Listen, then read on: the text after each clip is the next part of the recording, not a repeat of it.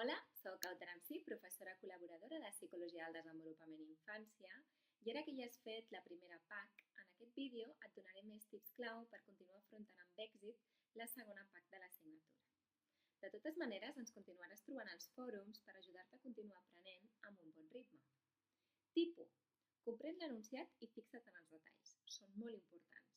Llegeix l'enunciat i un cop entès l'encàrrec, revisa els criteris d'avaluació per saber la manera més completa de respondre. Mira la rúbrica abans de començar a crear les teves respostes. Sabem que no superar el límit de paraules és tot un repte, però has de saber que és molt més important la qualitat que la quantitat. Sintetitza i exposa de manera clara i concreta les teves respostes. El tip 2. Fes dialogar la teoria amb la realitat. Nosaltres ja en sabem la teoria, per tant el que ens interessa saber és com l'entens tu.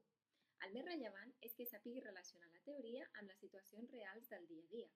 Per això, situa sempre la teva resposta en el context concret que es descriu a l'enunciat. Abans de començar l'anàlisi, revisa els recursos del repte 2, ja que t'ajudaran a donar una base sòlida i ben fonamentada als teus arguments.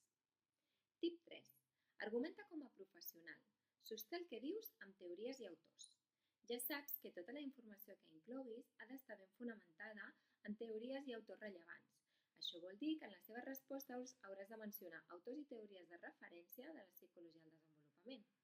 Quan utilitzis el contingut dels recursos de l'assignatura, recorda seguir sempre la normativa APA 7a edició, tant per les cites dins del text com per les referències bibliogràfiques finals.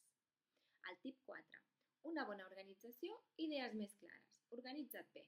La planificació és clau per fer una bona feina. Gestiona el teu temps amb antelació i evita deixar-ho tot pel final. Revisa els calendaris del repte 2 i assegura't tenir presents les dates límit de lliurament. El tip 5. La forma també compta. Cuida la presentació de la PAC. Cuida també els aspectes formals de la presentació de la PAC. Revisa que no hi hagin errors ortogràfics i que el text estigui ben redactat, clar i coherent.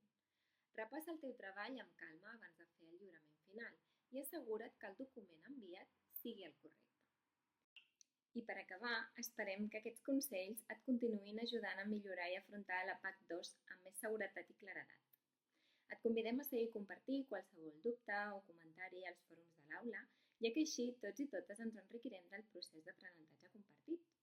I sobretot, recorda que és molt important no utilitzar altres vies alternatives per resoldre els teus dubtes, ja que això et pot comportar cometre molts més errors.